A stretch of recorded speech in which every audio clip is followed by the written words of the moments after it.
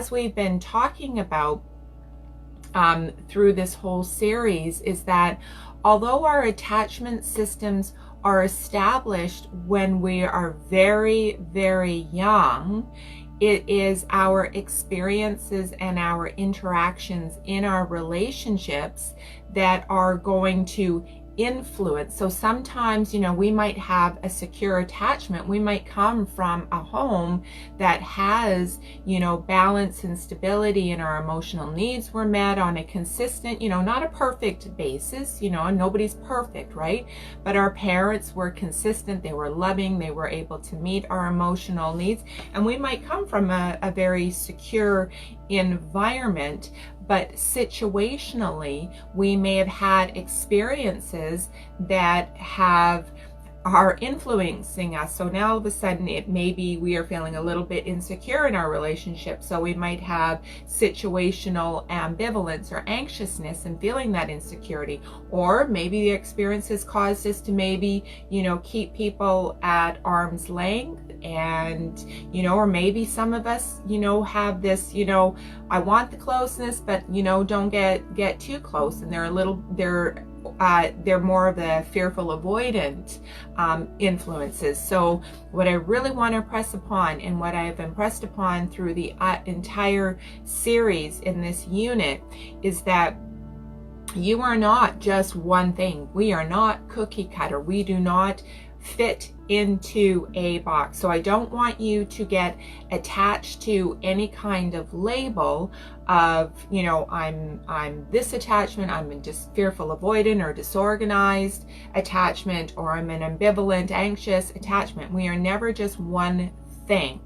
But ideally, what we are doing is moving towards secure attachment. That is the ideal, regardless of what your foundation is or was as a very young child, and the experience that you've accumulated through your relationships, throughout your life, throughout your dating and relationship life. Just know that wherever you are, we can always move towards secure attachment. So that is what we are going to be talking about today, is that secure attachment, what it looks like in a relationship. And I also want to give you some tips if you are out there dating right now, some tips on what to look for in the other person that would signal to you that they are of a secure type. Okay, so I'm going to share those as well. I'm going to turn up the heat a little bit because it's getting a little cold here. There we go. Okay, so as with all of our training that we do, and the coaching in this group, I want to start off with a meditation. Meditation is that mechanism by which we connect on the inside to our inner selves, to our guides, to our spirit, to our heart and our soul. It's where we get answers, and it's from that stillness that we derive self-confidence, self-esteem, self-worth. And I'm going to really talk about how that secure situation, even if you're single, you can still have influence, secure influences in yourself if you are single, and then how to develop that so that when you are back into dating. Hey, good morning, Janet. How are you? So we've just been talking. I just did the intro, Janet, on secure. You're gonna have to go back and watch that if you want. But we're just actually getting into the meditation now, and how it's part of that whole grounding process. So let's just take a couple of deep breaths in, and just relax ourselves. Just get comfortable in the seat that you're sitting in, and turn off any distractions, and just allow yourself, your body, to relax. You can be sitting, laying down, whatever is most comfortable for you. And then I invite you to close your eyes, and I'm going to do this along with you because I love doing these. So just go ahead and close your eyes. And as always, just to take a couple of deep breaths in, fill your lungs to capacity. Hold your breath for just a second and then release it. And just allow all of the stress and strain, and allow your nervous system just to calm down. So let's go ahead and do that now.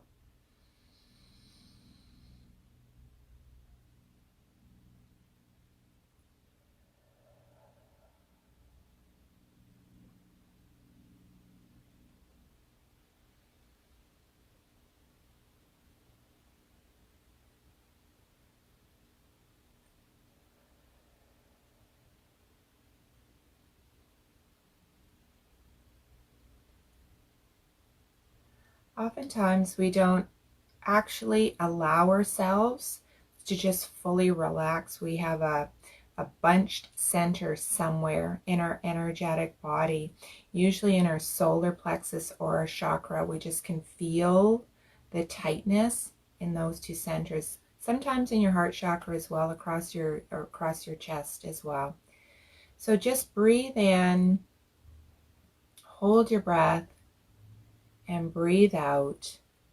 And just allow any energy center that is feeling tight, just allow that to relax fully.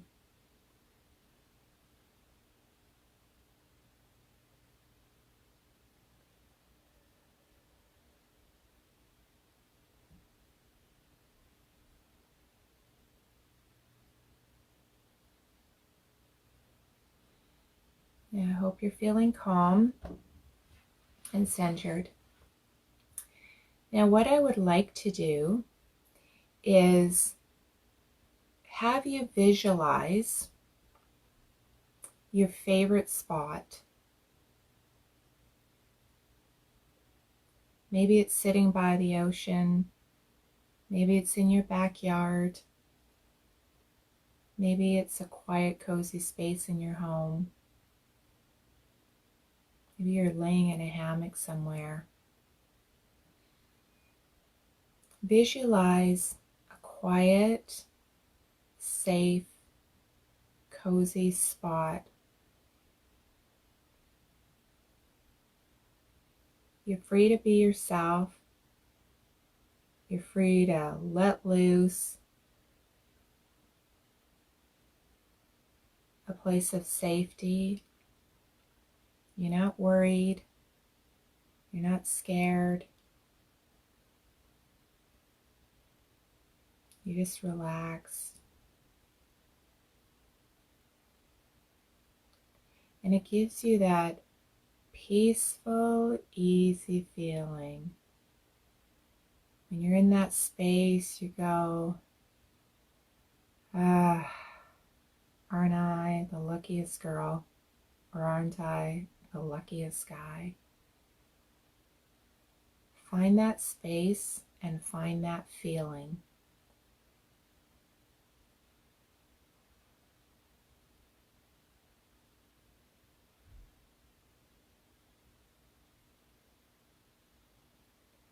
Now settle into that feeling.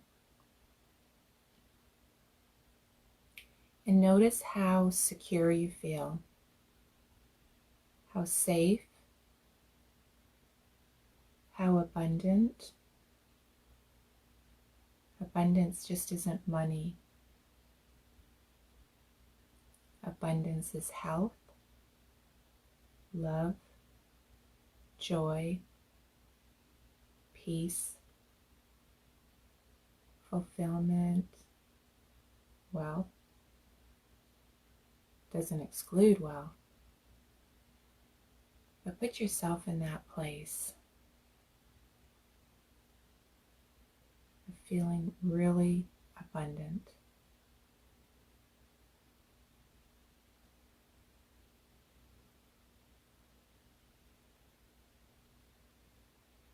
Now, from that place, notice how strong you feel.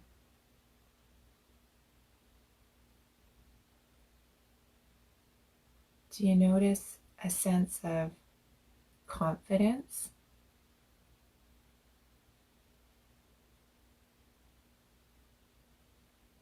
You get a sense of how powerful you are?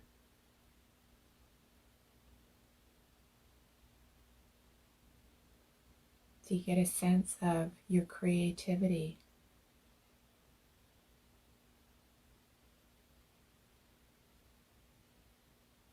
Maybe something that you've wanted to do for a while. All of a sudden you get these great ideas. Or maybe you've been looking for an idea, and all of a sudden one pops into your head. Take a moment and just feel into that.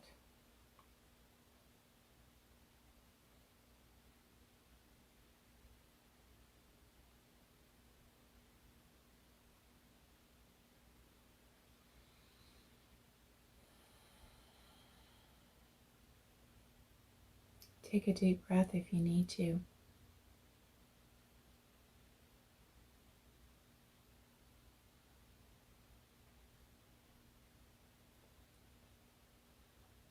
Notice how strong you feel.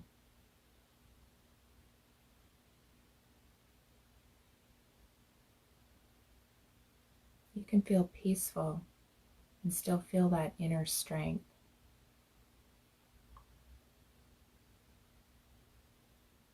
It's almost like you're invincible. You can achieve anything.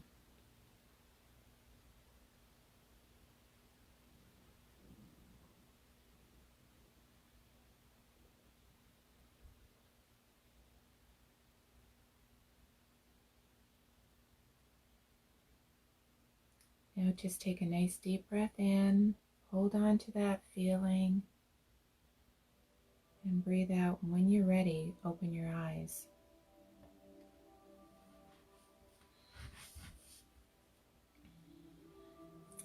So, how was that for you? What feeling came up for you? That's a really powerful meditation that I use to illustrate the feeling of what that feels like to be in a situation, a relationship with somebody that is of secure attachment. And because what happens in a securely attached relationship is it actually grounds you, it actually nurtures you. You don't have the fear, you don't have the anxiety, you don't have the stress. There is a feeling of coming homeness and being able to have a conversation with the other person, to be able to touch base. It's like a refueling station, if you will, in that type of relationships. So the secure attachment style, they have the ability to allow distance in a relationship and then the natural coming together. They allow each person to have their autonomy. We're not samey, and it's not a codependent type of situation. It is a situation that nurtures safety and security and vitality. It's the ability to let your partner go work, go be creative, go paint, go hang out with your friends, go take care of yourself, go to the gym, go to the spa, go on your bike rides, go on your hikes, go with your girls, go with your guys, without that thing that floats around in the back of so many people's head of, what are they doing? Why aren't they attending to me? What's going on? What are they up to? Okay. It is that ability to let them, each person, be themselves in the relationship, have the separation with the natural flow, to come back together, to share the experiences, to refuel, to listen to the other person. In a relationship like this, relationship dynamic like this, they are each relying on each other to be their sounding boards, to help them through difficult situations, and vice versa. So I'm going to take you back to a childhood situation, because as we talked about, all of our attachment types, the foundation, the imprinting happened at a very, very young age. And again, our life experiences will move us in and through different attachment systems. Some systems we may have started out as a secure type, but just experiences might have thrown us into more of an anxious, ambivalent situation, or a disorganized, fearful, avoidant system. Okay, so it's situational, but the foundation is there. This is what the foundation looks like. Here is young child. You can imagine a little baby, 9-10 months old. They are sitting on the floor. They're playing with the toy. Mom and dad are over here. They're doing their thing. They're keeping an eye out on baby. They're making sure that baby is safe and not, getting into anything that they shouldn't be getting into. Baby's playing around. Baby looks back at parents and goes, yep, they're still there. Baby starts to play again. Then baby says, I need some love and cuddles, or I need some food, or I need my diaper change. So they crawl back over to mom and dad. Mom and dad picks them up. They're loved, they're cuddled, they're fed, they're changed. Then they put baby back down. Baby plays some more, looks around, makes sure mom and dad are still there. Yep, all is good. They continue playing.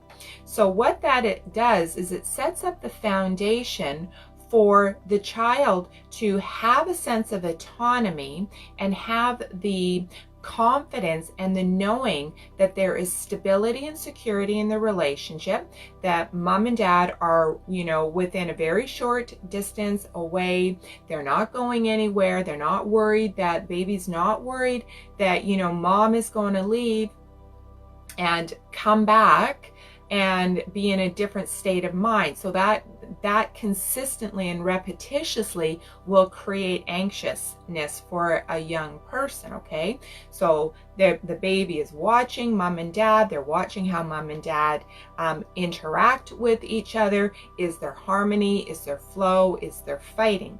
Babies, they come with no filters whatsoever. I'm just gonna take a drink of water. They come with no filters. And it is very easy for young children to pick up the energies. That's what they go on, is the energies.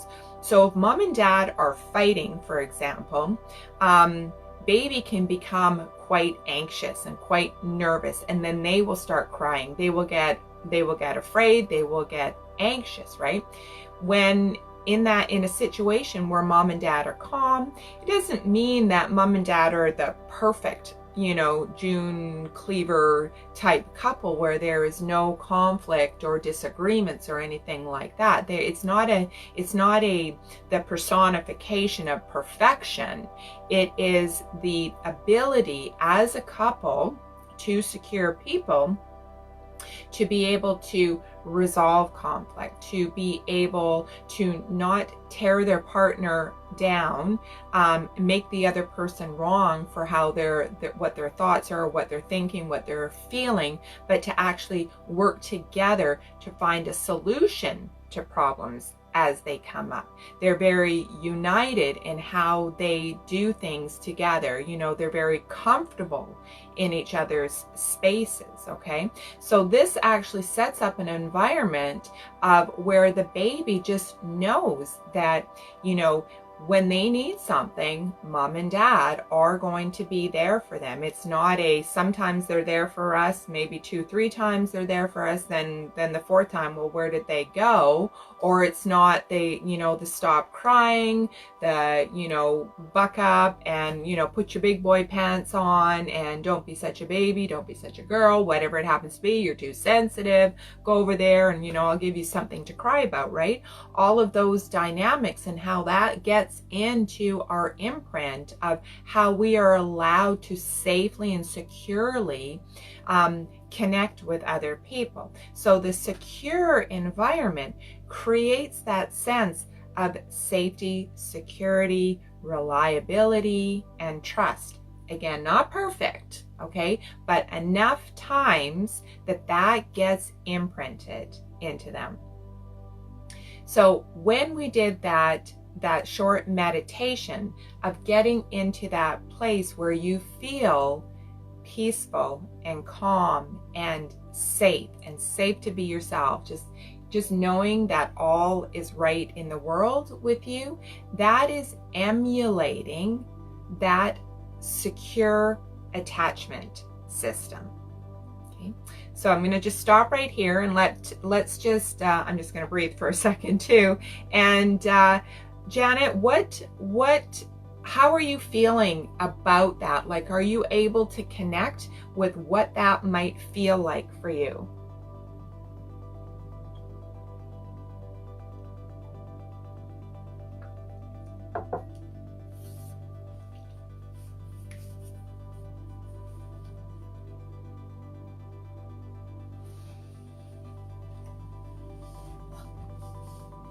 Because for some of us, we've never had the experience, or maybe the experience of having something secure. We didn't recognize it when it showed up, and perhaps we even pushed it away. We may have been actually even afraid of it, or maybe it's never even shown up in our environment in terms of our relationships and how our relationships flow. So to be able to have an idea of what it looks like is really important, so that you can recognize it when it does show up, okay? Most of us, a lot of us, I shouldn't say most of us, a lot of us, our familiarity set point is that of, you know, that's beyond me at this time. Yeah, exactly what I'm saying here is that, you know, we've never had that experience, so it's very difficult to even imagine what that even looks like for us, and how that would even feel, right? But that's the whole point of this, is that we are looking to having more of those experiences within ourselves, creating the security within ourselves so that we can go out and have more experience, attract people to us that are of that type, okay? So what I'd like to do is, who do you know that has this type of relationship? I never feel safe. I'm always anxious and afraid to trust, including myself. Yes, and that is exactly what we are working on here, Janet. And I hope that you are finding some helpful ways to deal with that, and are finding value through this module here, this unit that we're working on. Because when you encounter a secure couple, and maybe you know somebody that is secure, a couple that is secure, one of the things that they do is they're very comfortable within their own presence. So they're able to walk into a room, let's say a party, a social gathering, and maybe they don't stay, together the whole time. They might walk into the room, greet a few people, and then go off in different directions, completely comfortable knowing that their partner is in the vicinity, okay? And then out of nowhere, they catch each other's eye from across the room, and they have that ability just to look at each other, and they have that knowing. So that is in a social setting, but they also have the ability to do that in a one-to-one setting. So they're just sitting, let's say, on the couch somewhere, and they have the ability to have a conversation, to be able to look into somebody's eyes without getting skittish and uncomfortable. They have that ability to eye gaze and to just really be fully present in a conversation. The tone of their voice is languid and flowy. There's not a lot of anger, and there's not a lot of triggering that would cause somebody to raise their voice. There might be elevated sounds as they're having a conversation, but it never blows up into a big fight, or seldom, okay? And when they do have conflict in the relationship, they don't tear each other down, but they say, okay, you know what, we're just going to step away from this. Again, this is getting a little bit heated. Let's go to our corners and let's come back when we're both a little bit calm, and let's talk through this, okay? So there isn't that fear behind them going like, okay, is this person going to leave? What's going to happen now? Are they going to punish me for this? Are they going to give me the silent treatment forever? Like, what does that look like, okay? It's that type of thing. So who in your life, what couple in your life do you know that is like that? They have that ability to, pick lint off each other's clothing, look into each other's eyes. They communicate. The flow in the relationship is just very fluid. They keep in contact with each other often throughout the day. Those are all characteristics of a securely attached. That's characteristic of two secures in a relationship, okay? Secure attachment makes up over 50% of the population. So that is really great news, okay? So what couple do you know that has that? And do you know of any couple that has that? Because it's a beautiful thing to watch them. And if you do know somebody like that, it's really fun to be around them. There's a light and airiness to them. There's laughter, there's comfort, there's, safety, security. If you have a couple in your vicinity, this couple, okay? Their relationship is not full of drama, okay? So why is it so dang important to move towards secure attachment?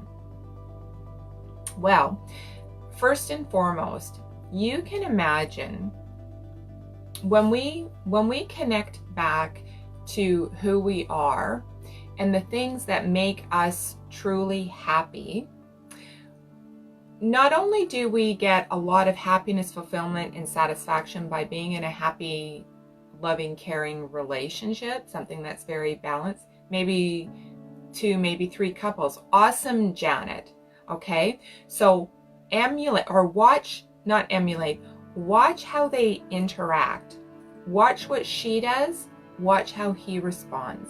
Watch what he does, watch how she responds, okay? And allow yourself to get into that feeling space of being in that, in that flow. It's a really nice dynamic, okay? And it's something that we can all achieve, okay? And I'm going to help you with that. I hope it's been helpful so far, but with the healing parts of it, okay? But when you watch them and when you envision yourself being in that type of a relationship, that is a really good starting point. Okay. So okay, let's see, where was I going to go? Sorry, I just lost my train of thought here. Okay, so I know what I was going to say. So when you can imagine, from our creativity, from that place of wanting to be expressive, and wanting to create and having the confidence to create. I was just talking about, how being in a really healthy relationship will bring us a lot of joy, but the relationship itself, the other person, is not the full expression of our true happiness. We are happiest when we are using our own creative gifts and talents to share with the world. Okay? It is when we are expressing ourselves through our creativity, and creativity shows up in a lot of different ways. Creativity is not just about the art. Creativity are the things that you love to do. What do you love to do for work, for example? You might want to be an investment banker, for example. Your passion might be helping people make money with their money. But you can imagine, if you are in a tumultuous relationship where there's no balance, where you're constantly worried, how safe do you feel? How confident do you feel going out into the world and doing the training, putting yourself out there, getting the clients, creating that environment where you feel like you're really thriving, like you feel like you're really making a difference, right? Well, you can't, because we get so lost and consumed in the turmoil of the relationship, and although the fear and anxiety and stress and the worry and the doubt and all of that we can't possibly fully put our energy into the thing that we want to create. We can't, you might want to be a painter and really start, working and having that as your creative outlet. Maybe it's music. So Jen, I hope that you understand what I'm trying to impress upon you, is that when we are not secure within ourselves, and we are not in a secure union with somebody where we feel like somebody's got our back, we know we can have a conversation with somebody about, well, this happened today and it didn't make me feel really good, and you're able to go home and talk to your person about this. Instead, you're met with conflict and being put down, and you're being selfish, or who do you think you are that you could do that kind of stuff, right? It doesn't foster the safety and security to really venture out and do the things that you want to do and create the things that you want to do. And it is through our creative expression that we derive fulfillment and happiness and abundance in all ways. And we don't think that a relationship would impact us so greatly. I have no confidence in anything I do anymore. I have no idea what brings me joy. I just go through the motions daily, right? And so, Janet, I really, really want to help you with that, okay? So I forgot to turn my notifications off, so I'm getting a little bit distracted by the notifications. I usually turn them off. Okay, so what happens is, you can just imagine, I totally get where you're coming from, Janet, because so often our relationships can be so damaging that if we don't take the time to heal, come back to who we are, that it squashes our ability to get out there in a really big way and express ourselves in our full creativity. Again, whatever that looks like, okay? But when we are in that secure relationship, we have a solid foundation from which to launch from. So we feel more courageous to go out and do the things that we do, because we know when we're coming back, somebody's going to go like, how was your day? Like, what did you do? What did you conquer? You know, and you just know that you're supported in everything that you do, right? Because that's what secure relationships do, is they help you help each other expand and grow as individuals. Okay, so if we're exerting all of this attention and energy into, how do I get closer to this person? How do I make this person love me? What is he doing? What are they not? What are they doing? What are they not doing? That whole thing there, that does not give us strength and courage. That does not foster self-esteem, self-confidence. So what has to happen is we have to nurture that within ourselves.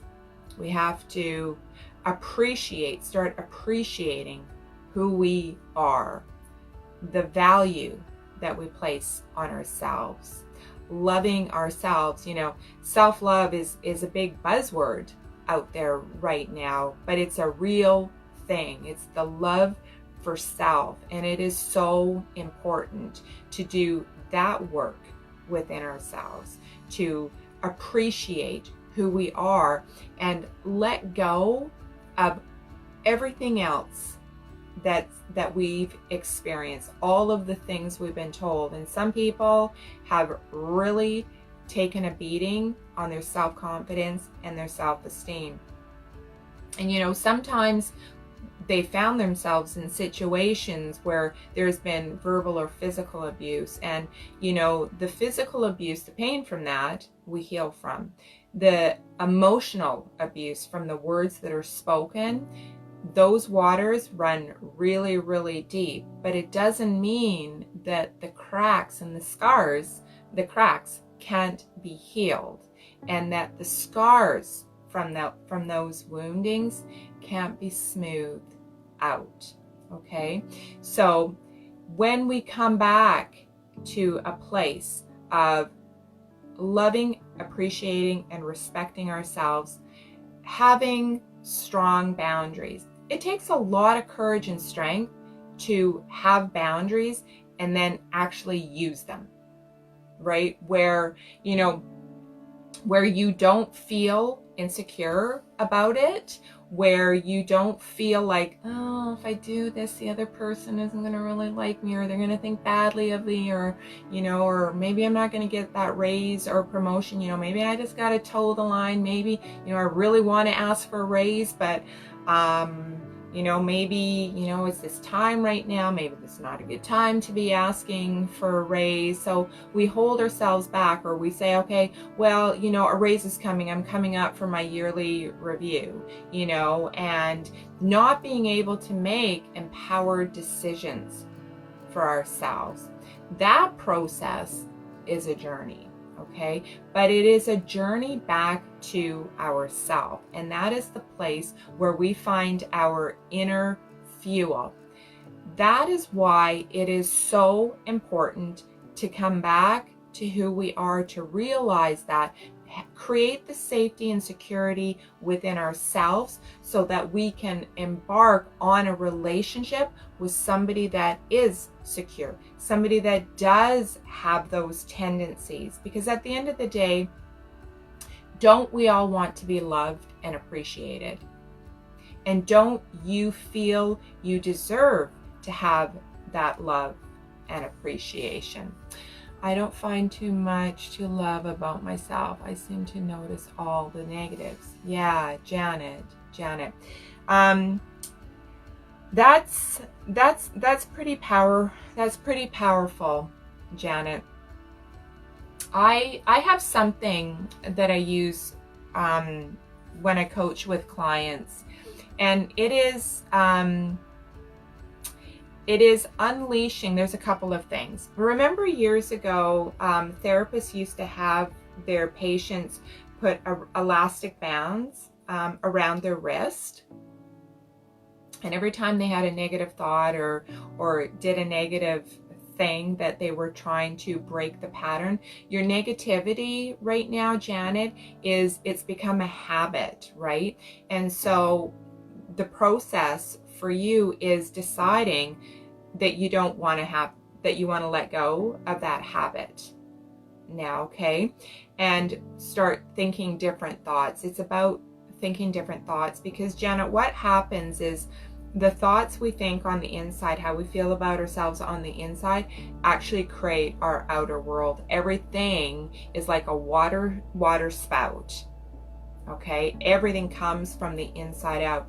So if we're thinking negative thoughts, Janet, it is going to be reflected in our outside world. Okay, so what we need to do is start the process of retraining our thoughts. Okay, so back to the elastic band. Therapists used to have their patients snap this elastic band every time they thought they caught themselves, had the awareness that they were having that negative thought or doing that thing that they no longer wanted to do, and snapping that. I don't know if therapists do that, but I don't want you to do that, okay? Because we don't need to go to the extent of actually causing ourselves pain in order to change our thought patterns, okay?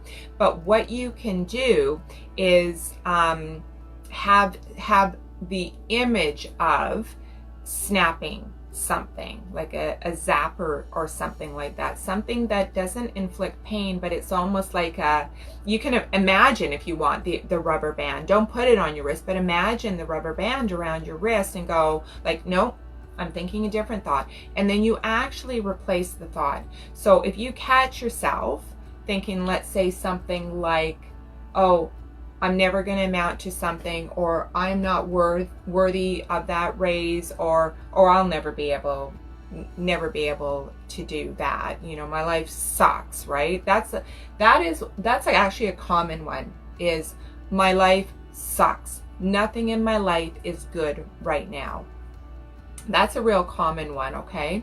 So what I would like you to do when you catch yourself having those negative thoughts in your head, catch yourself, create a zap, whatever that looks like for you. It could be a metaphorical snapping of the wrist. You know, maybe you snap your fingers. Whatever it is for you, think of something that is going to work for you, where you snap and it's like you go, okay, hang on, new thought. And because I don't want it to be far reaching in that, you know, my life is beautiful and wonderful, that's not realistic. And there's a big jump between my life sucks and my life is just this amazing piece of art that I've created, okay? The jump from here to there is too great. So you have to start in smaller steps. So the smaller step and the believable step is, I am working on creating new thought patterns. I am working on my self-love. I am working on having more confidence. I'm working on changing my life. I'm working on appreciating myself, okay? It's little things. It's little baby steps that go, you have the thought, you have the spark that kind of says, nope, I'm not having that thought anymore, right? Because it really is about our thought patterns, okay? So Janet, if that is something that you feel you can resonate with and you can try and work with, I highly encourage you to start doing that, okay? It is a really, really powerful tool. The other one is a tapping. And if you're not familiar with tapping, we start tapping on medium points. So the tapping points is funny. I'm just going to go with wherever today's session is going to go, okay? Because I think that, Janet, some of these tools might be really helpful for you, okay? So we have different medium points, right? So one is like the karate chop, is right at the base of our hands here, right? And what you do just basically is you gently tap. There's no pain involved in any of this, okay? You gently tap and you go, even though I feel like shit and my life sucks, I deeply and completely love and accept myself. And then it's over the eyebrows. even though I have no idea what I effing want to do with my life because nothing works out for me, I deeply and completely love and accept myself. And even though this really sucks and I have no idea if this is even going to work, I deeply and completely love and accept myself. So it's at the corner of your eye here. And even though I feel horrible today and the sun is not shining in my life, I deeply and completely love and accept myself, right? This is the next, right underneath your nose here. I deeply and completely love and accept myself. Okay, and then on your collarbone. Actually, you can do here too. Your chin, then your collarbone. Okay, so you go through this process, right? Because the idea is we have to start releasing the negative, okay? The negative charge in our systems, the negative thoughts in our minds, okay? And so once we go, whether you choose to do the snapping, the image of the snap on the wrist, or whatever it happens to be, light your lighter, I don't know, something that is going to help you go, oh, hang on a second, I'm having that thought. I am working on creating a healthier, balanced life. I am creating, working on whatever. Use the word I'm working on, okay? Because you don't want to be so hard on yourself. You can't go from how you're feeling now and jump over here to this beautiful, wonderful life that you want to have, right? It's the journey from here to there. It's a journey, right? And because we've had so much programming, so these experiences so far, you have to, one step in front of the other. It's one step at a time, one step at a time, one step at a time, okay? So try that out, Janet. Do the tapping sequence. So again, it's the karate chop here, it's above the brow here, it's at the side, right here, right here, right here, right, like kind of at the collarbone there, okay? Those are some energy points. So go through that, and it's like, all you say is, even though I'm feeling like this, even though I'm really depressed today, even though, I just want to bury my head underneath the covers and not wake up for another day, I deeply and completely love and accept myself. And that is really particularly helpful in a highly charged situation where there's a lot of emotion and where there's a lot of beating ourselves up emotionally. So I hope that helps, Janet. I use that quite a bit for when I work with clients one-on-one. So let me know how I can support you in that way, okay? Happy to support you in that way. So let's talk about some signals that to watch out for. If you are single and ready to mingle, okay? So some of the things that we watch for when we're looking for a secure partner is, can they meet our eye gaze? Remember I talked about the eye gaze, the across the room, you look at each other and you give a wink, and it's that knowing, right? I got your number. I know you're my man. I know you're my woman, okay? It's that thing. It's the ability to, does that person have eye contact with you? That is one thing. Notice as you move through the relationship and you have a few dates, what is their tone of voice? Notice how you're interacting with them. Notice how they are making you feel. If they are making you feel like what you say is important, that they are interested in what you have to say, that's a good indication. If they're looking away and they're checking out, the other servers, or they're on their phone, that's not a good sign, okay? And it's not that people do it one time, right? You can't say, nope, you're not secure, you're out of here, you looked at your phone on our date, you are no good, I'm not dating you, okay? But you look for the patterns, okay, as things are starting to evolve. This requires us to pay attention to our intuition, okay, and not be fearful of, okay, this person is not quite, he's not showing the signs of somebody that's going to be attentive to me, right? Because in the secure relationships, both partners are attentive to each other, okay? It's not one person trying to pour the love on the other person while the other person is off doing whatever the hell they want, right? They are attending to each other, okay? So that is a signal as well. So watch how they are and how you are feeling, right? This is a feeling process, right?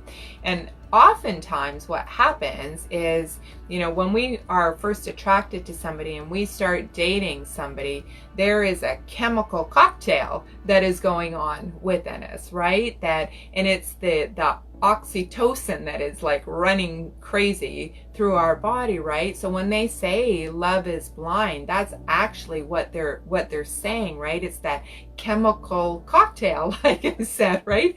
And so that's what happens. We tend not to notice or pay attention. We intuitively feel it. We definitely intuitively feel it. It's like that feeling that just goes, ooh, didn't really feel good about that, or didn't really feel good about that comment, or didn't really feel good about what they just did, or how they treated that person, or whatever, right? But we don't pay attention to it because we're so caught up in that, good feeling and good vibration. But so as we're doing our own inner healing, getting out there into the dating world, those are some of the things. We have to be a little bit more attentive to being in that, energy of new love, but also noticing that person and paying attention to the patterns while you're dating, okay? So let's say another example would be, let's say you have like this amazing night together, and then all of a sudden person disappears.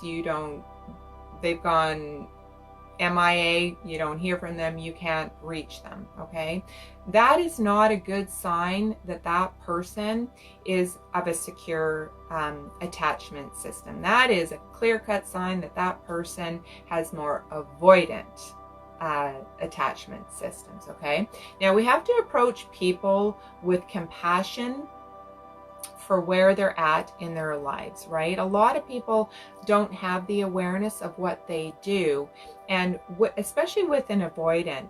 With an avoidant, because they've learned to be so self-sufficient and self-reliant, they have no idea what it's like to open themselves up and connect that way. It's almost like they are like emotionally raw inside. So for them to be able to emotionally open up that way, they want to have the experience, but they have no idea what to do with the experience. So their tendency is to retreat, to protect themselves again. I will definitely give it a shot. Oh, great, Janet. Keep in touch and let me know how it's working for you, okay? So back to the avoidant. Like the avoidant is, they are very vulnerable. They feel very exposed when they open themselves up that way, right? And their system is wired to protect themselves from too much closeness, right? They've learned how to be very insular, how to be very self-sufficient, very reliant, very task-focused. Up goes that wall, they retreat, right? So in all cases, we want to have compassion for the person, but it doesn't mean that we have to pursue the person. As an ambivalent anxious type, that union and an anxious person is going to pursue that avoidant person, right? It creates that dynamic duo that just does not give the anxious person the security of feeling safe and trusting in that relationship. And the anxious type, ambivalent type, does have trust issues, right? Because our thing is that we think people are going to leave, that they're going to reject us, right? That's our whole foundation, right? And you know, all of the worries, doubts, and fears, anxieties that go along with that, right? But we're changing those patterns, okay? And we're coming back to a place of love for ourselves and recognizing that that person has more avoidant tendencies. People who like are there and then they disappear, avoidant tendencies, you know. Love and release them, bless and release them, let them go. They're not your person, right? You can't fix them, you can't change them. That's their journey. They need to do that healing work. And keep in mind, it is very difficult for them to open up, okay? And the same with the disorganized, right? They get into that freeze mode where they don't know which way to go. Do I come close? Do I go away? Do I come close? Do I go away? Okay? So that is another signal. How they attend to you. When you start to do this, to date somebody, you're looking for how they attend to you. Are they helping you? Are they listening to you? How is the communication with them? How nice are they? How do they treat you? That is such a huge one. How do they treat you? Do they treat you like you're not really that important? You know, do they take you as a brand new date, a brand new love interest, to a party and then leave you at the door while they go off and socialize and you don't see them for the rest of the night? That's not very considerate. And so, you know, if that is a pattern with them, if you find that they do that quite often, that might not be the person for you, okay? So what you're looking for in a person is somebody who is attentive to you, somebody who can meet your eye, somebody that you can communicate with, somebody that's not afraid of your thoughts, your feelings, and emotions. Somebody that when you express your need, and as an anxious ambivalent, it is very difficult to express what we need, but that's part of the healing. And we're going to, in our next unit, we're going further into boundaries and learning to communicate confidently with bravery as well, because it takes bravery, like I said, to have boundaries, right? We're not used to, a lot of us aren't used to that. So are they able to receive what your thoughts are, what it is that you need, what you like, what you don't like? Do you find it, are you growing in confidence in being able to express themselves? Or is it something else where you feel, oh, I shouldn't have these feelings, or I can't express these feelings to that person, okay? So it really is an intuitive process. But behind the intuitive process is the strength to say, I'm going to confidently say what I need to say and not worry about the outcome. I'm not going to worry if this person doesn't want to be with me. A lot of us enter into relationships because and don't say what we want to say, don't express ourselves fully and completely, because what we have to say, the other person might not receive very well and they might leave.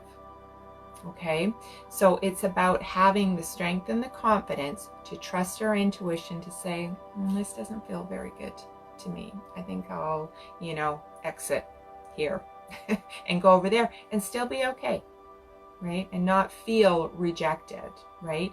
But being there for yourself. And that's huge. That's huge.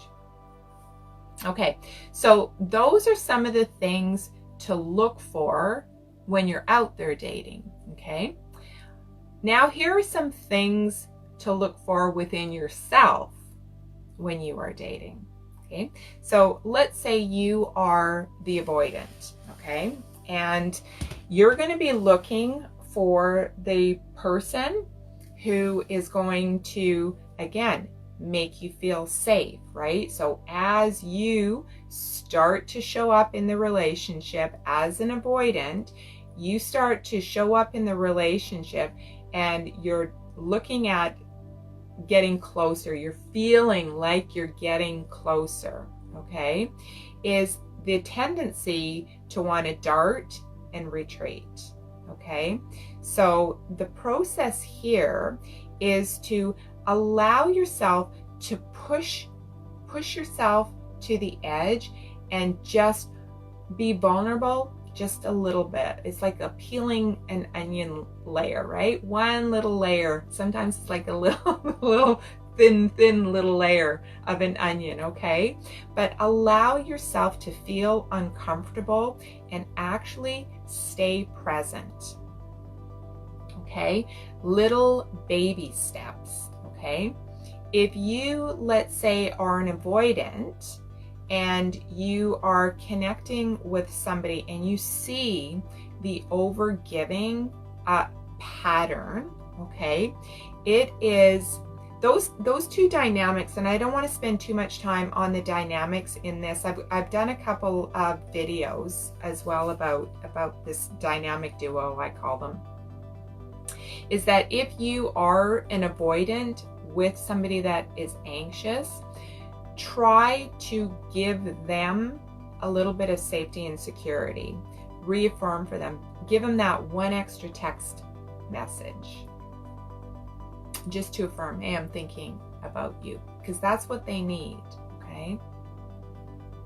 But as an avoidant, when you're out there dating and you're all, again, looking for those secure tendencies, it is the intuitive process. When you get into that uncomfortable spot, you want to push yourself to the edge.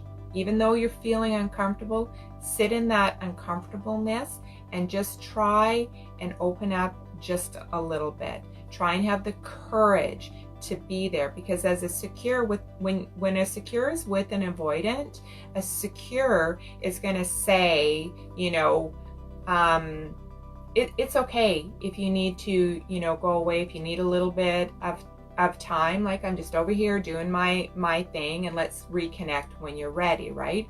But the avoidance pattern is just to kind of retreat. So if you can recognize what the pattern is and just allow yourself to stay in that process, okay?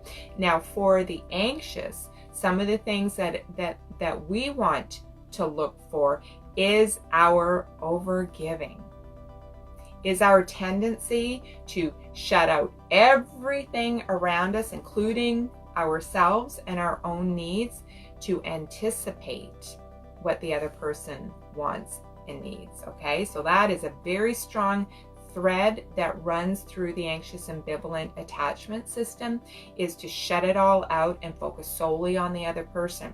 So our challenge is, number one, is that person running away every time we want to try and get closeness? We might not want to engage in that type of relationship depending on how much inner work we've done, okay?